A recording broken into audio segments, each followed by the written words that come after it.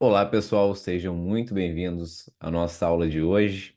Eu sou o Thiago Serafim, sou o apresentador aqui do canal, sou responsável pelo canal e hoje eu quero trazer mais uma aula sobre ligamento cruzado anterior, mais especificamente uma aula sobre o mecanismo de lesão das lesões do ligamento cruzado anterior, principalmente quando eu falo de futebol no ambiente profissional. Por que que eu trouxe essa aula? Bom, eu estou escrevendo aí um ou dois artigos sobre ligamento cruzado anterior, principalmente sobre nível de incidência, porque parece que essas lesões estão ocorrendo cada vez mais no futebol profissional. E aí eu estou analisando um pouco a incidência dos anos recentes, comparando com anos anteriores, para ver se isso realmente faz algum sentido. Já tem um resultado prévio, porém não vou aqui ficar divulgando, não vou fazer spoiler, porque é preferível, né, que a gente divulgue primeiro no ambiente científico para depois trazer para a grande massa. E aí, pesquisando ali sobre o nível de incidência, a gente vai vendo, né, como que os estudos trazem os dados sobre o mecanismo de lesão das lesões do LCA. E por que que esse tipo de estudo, por que que entender o mecanismo de uma lesão é importante? A partir do momento que eu entendo como uma lesão ocorre, fica mais fácil para eu poder prevenir, para eu poder reduzir as chances dessa lesão ocorrer. Claro que muitas vezes, a partir de um trauma, de um choque, de um contato forte com outro atleta, eu não vou ter muito controle sobre isso. Mas sobre lesões que ocorrem por um overuse, ou seja, lesões que ocorrem por um excesso, uma sobrecarga, lesões que ocorrem por uma fadiga, lesões que ocorrem por um gesto que talvez não seja tão adequada, aí a gente consegue atuar de uma maneira mais efetiva. Bom, eu deixei na capa aí uma foto do Neymar porque é provavelmente o atleta em tratamento do LCA que esteja custando mais caro, entre aspas, para o seu clube, né? É um dos principais atletas do futebol mundial que simplesmente rompeu o LCA jogando pela sua seleção. Mas o Neymar não é o único que está sofrendo, né? Ou já sofreu com essa lesão do LCA. Aqui tem alguns atletas recentes que romperam o LCA. Só esse ano, por exemplo, aí vocês podem ver, tem dois atletas do Vasco, o Alaba, se eu não me engano, foi esse ano também. Ano passado a gente teve Éder Militão, a gente teve Paulinho. Tem aí na imagem alguns atletas que já romperam mais de uma vez, como o próprio Paulinho, como o Jonathan Robert do Grêmio ali embaixo, e atletas que retornaram ao esporte. Então, algo em comum com essa imagem é que se você não sabia, esses atletas já romperam o ligamento cruzado anterior. Ou estão em tratamento, ou já trataram aí nos anos recentes. E o objetivo, né, é a gente entender um pouquinho aqui como que ocorrem esses mecanismos, essas lesões. Se vocês pesquisarem no YouTube sobre lesões do LCA, as lesões desses atletas, talvez vocês mesmos, por um senso comum, cheguem a um mecanismo de lesão, de lesão em comum entre esses indivíduos, onde geralmente ocorrem sozinho. Então, quando um paciente me procura, seja por uma consulta presencial, seja por uma consulta online, e ele fala: Poxa, eu rompi sozinho, eu fui frear para mudar de direção, eu fui travar, eu fui girar e rompi sozinho. Saiba que a maioria das lesões do ligamento cruzado anterior dentro do futebol, seja do futebol amador ou do futebol profissional, ocorrem sozinho, ou seja, sem contato, ou em um segundo plano ali por um contato indireto. Então, só para ficar claro como que é o mecanismo das lesões do LCA, geralmente ocorre sozinho. O indivíduo vai frear para mudar a direção, gira sobre o próprio joelho, tem uma entorse nesse movimento. Muitas, em alguns casos, elas ocorrem por um contato direto, um choque com outro atleta, isso pensando no futebol, e em alguns casos é por um contato indireto. Como assim? Subo para cabecear, tenho um contato, na hora de aterrissar, eu não consigo me estabilizar muito bem e rompo. Mais ou menos como ocorreu com o Neymar ali, onde ele disputa uma bola, ele sofre um choque para deslocá-lo para o lado esquerdo, na hora que ele vai frear, ele tem a lesão do LCA. Então o contato não é no joelho, é em uma outra região do corpo, mas quando você faz o movimento de tentar travar o movimento, você tem uma lesão do LCA. É assim que as lesões por contato indireto ocorrem. E, né, a maior parte das lesões, por uma obviedade, é algo que também a gente está encontrando nesses nossos estudos, e é algo que tem bastante diferença, tá? São as lesões que ocorrem nos treinos comparadas às lesões que ocorrem nos jogos. Maior parte das lesões ocorrem em competições, ocorrem em jogos. E é justamente o que esse gráfico traz para a gente aqui. Aqui esse gráfico, ele traz resultados de outros esportes também. Mas vamos se atentar aqui no futebol, ó. A incidência geral, aqui embaixo tem o valor, né, de incidência para cada 1.000 horas de exposição. Quando a gente pega o futebol aqui, ele está um valor que está dentro dessa média geral, né, comparado a adolescentes, atletas de elite, outros esportes, como o rugby. E aí, a gente vem para baixo aqui e pega treino. Veja que o treino está mais para trás no gráfico. E aí a gente pega competições. Olha lá, competições. Maior parte das lesões do LCA ocorrem em jogos, ocorrem em competições. Então, casos como Courtois, recentemente o atleta Fernando Miguel, que está no Ceará, também rompeu o LCA em um treinamento, não são situações comuns dentro do futebol profissional. A maioria das lesões ocorrem em situações de jogo. E aí a gente já imagina por quê, né? Primeiro que o jogo tem ações geralmente de maior intensidade, maior demanda, do que um treino que é um ambiente mais controlado. Então, no jogo, a gente não controla muitas ações que a gente vai fazer, a gente não controla uma bola que a gente vai pressionar, não controla uma cabeçada que a gente vai aterrissar no chão, não controla um choque com o atleta da outra equipe. Diferente do treino, a gente tem um controle maior e uma exposição que não precisa ser totalmente a esse ambiente caótico que é o jogo. Claro que muitas vezes o treino ele é intenso, mas dá para se poupar um pouco mais, pensando aí em situações mais arriscadas de lesões.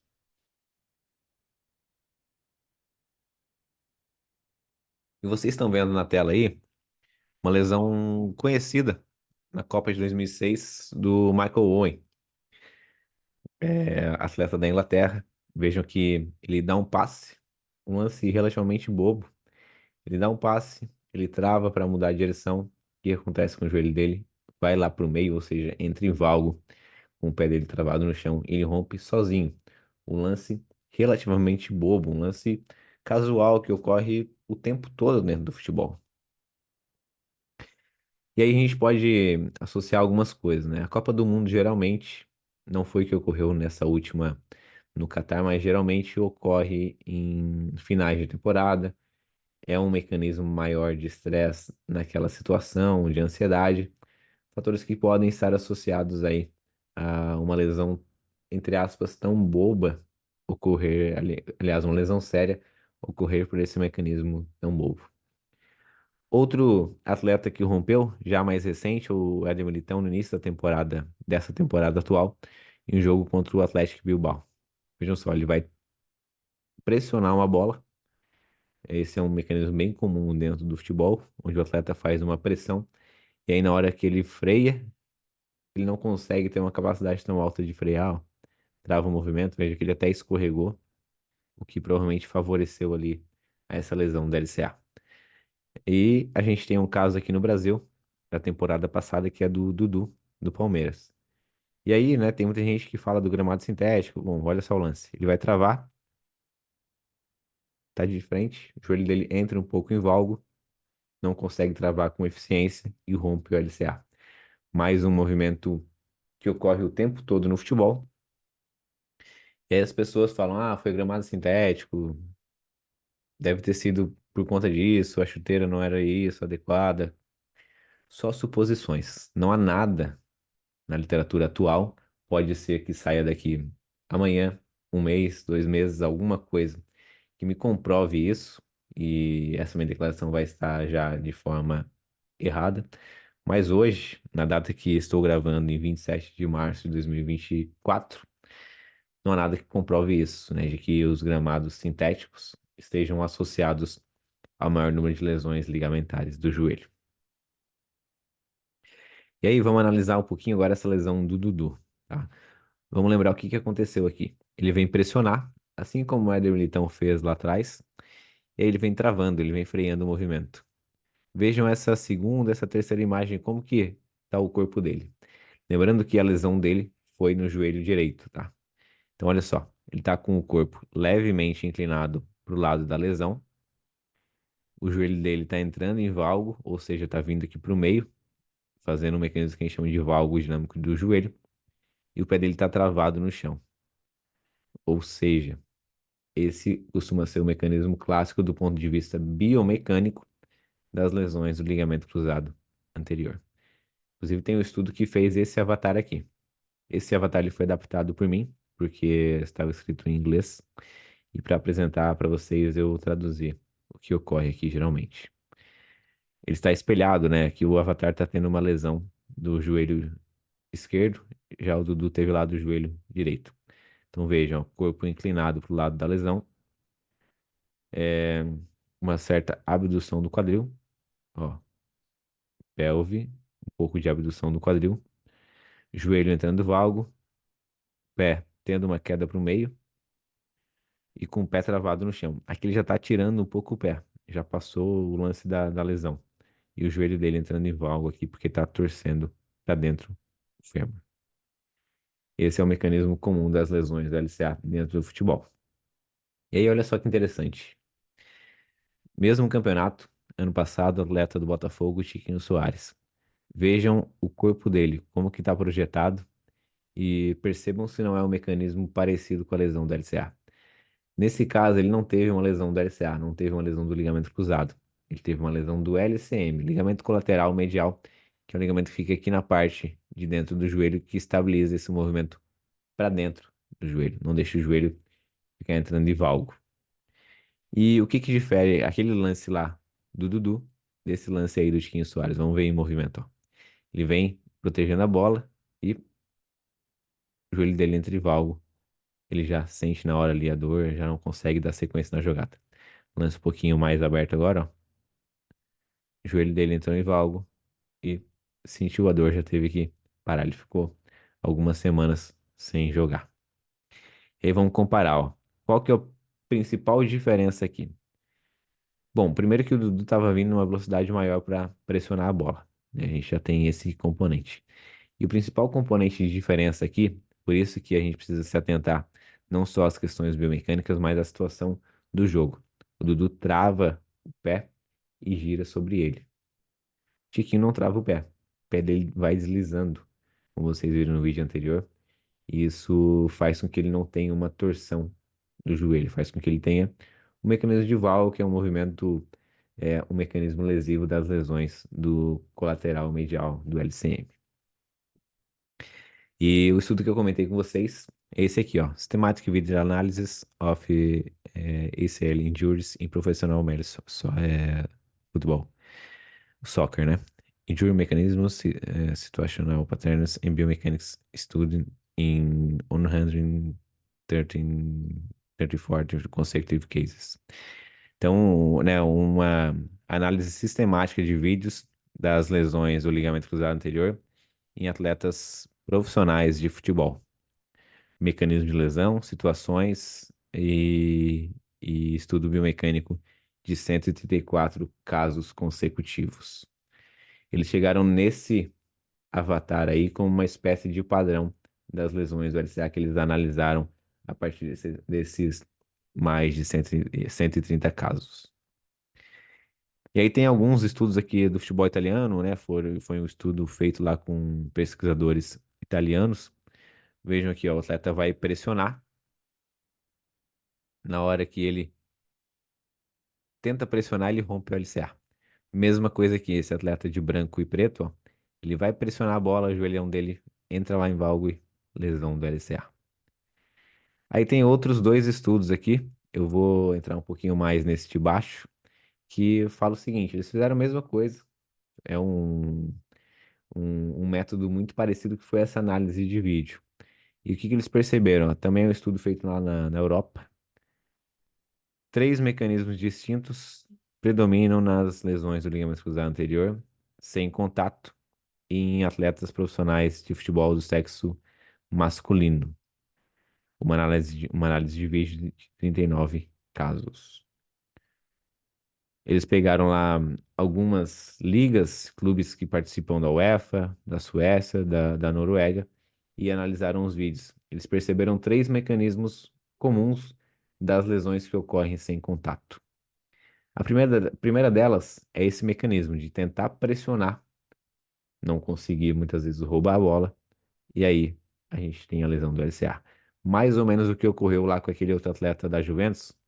Vou até voltar aqui o lance, ó. Ele tenta pressionar a bola. O atleta de amarelo tem um mecanismo parecido também.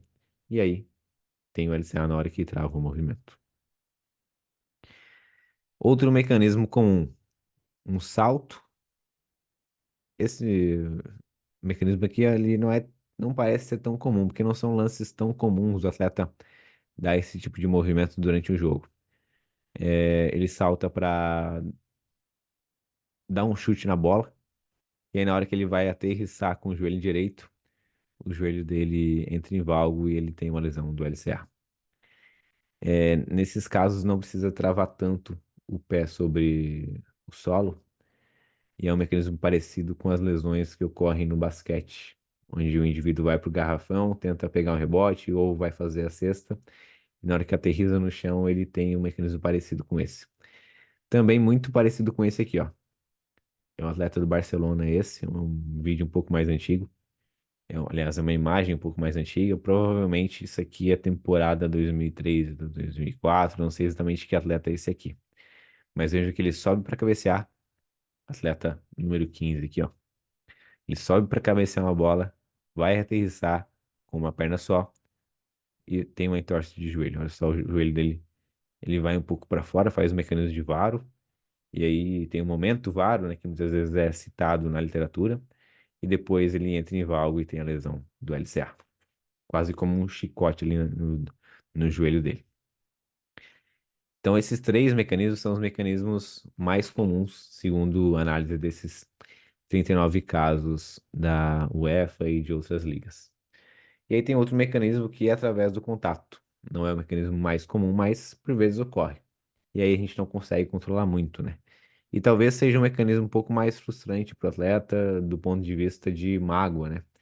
Porque com um colega de profissão que muitas vezes não faz isso por maldade, tem ali é, a sua carreira interrompida por algum período por um lance de dividida. Então percebam que a bola tá saindo aqui, parece um lance bobo, vem o atleta de branco dando um carrinho meio por trás, um pouco de lado ali, e aí bate no joelho dele direito e rompe o LCA.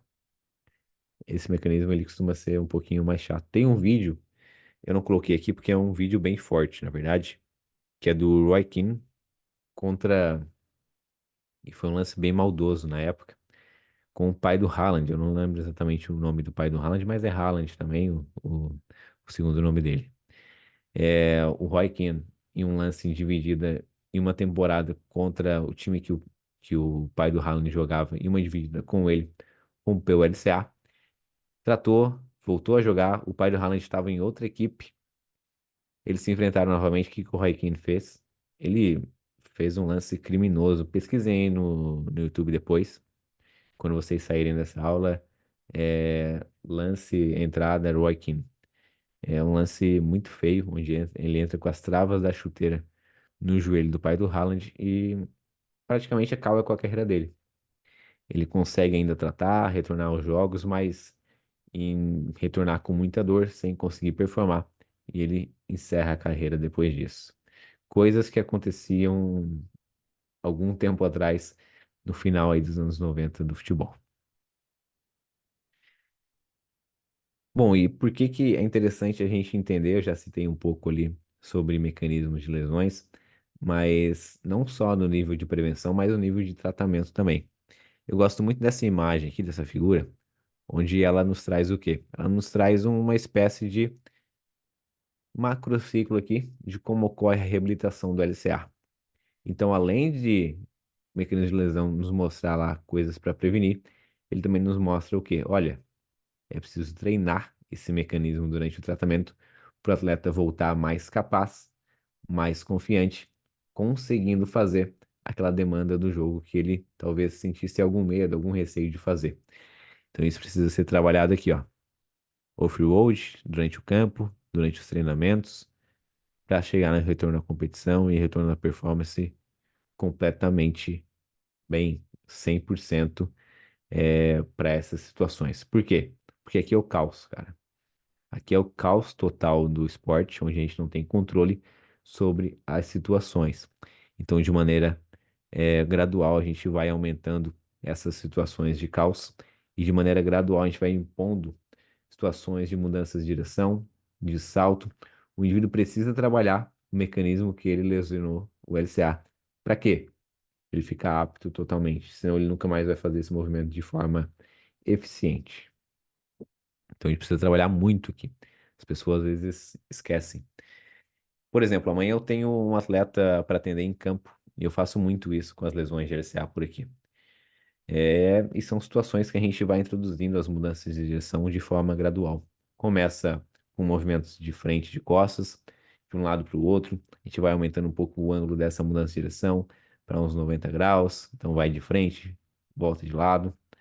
Depois a gente vai introduzindo um pouco mais ali, para indo para uns 120 graus, depois subindo para 150, chegando a 180, depois girando totalmente 360. Então, claro que sempre de maneira gradual, para o atleta se sentir confiante e ele se sentir realmente capaz de fazer aquilo. Além de aumentar os ângulos, obviamente, aumentando a velocidade da execução, também é um componente importante na fase de retorno ao esporte, na fase de transição. A gente trabalha muito, principalmente até aqui, ó, com o atleta, nessa metade aqui da bolinha da performance. Chegou na performance, aí a gente não trabalha tanto, mas a gente mantém ainda contato com o atleta para ver como é que ele retornou às competições e se ele já retornou à sua performance anterior, ou melhor que a anterior, né? Bom, pessoal, essa foi a nossa aula de hoje. Espero que vocês tenham gostado do conteúdo. Se você ainda não segue o Clube do LCA, não deixe de seguir lá no Instagram, @Clube do LCA. Tudo sobre a prevenção até o retorno ao esporte das lesões do ligamento cruzado anterior. Notícias, informações e também muito conteúdo baseado em ciência para você ter o melhor resultado, seja você um profissional da área, com seu paciente, com seu cliente que está tratando, ou com seu paciente, seja você fisioterapeuta, um médico, e para você também que está passando por uma cirurgia ou já passou e quer ter mais informações de qualidade sobre como prevenir esse tipo de lesão ou como sair do tratamento de uma maneira mais qualificada. Não deixe de se inscrever no canal, não deixe de dar o like, de compartilhar esse vídeo com o seu amigo que já rompeu o LCA, com o seu amigo que está tratando o LCA e com o seu amigo que trabalha com lesões do LCA também. Nos vemos na próxima semana. Tchau, tchau.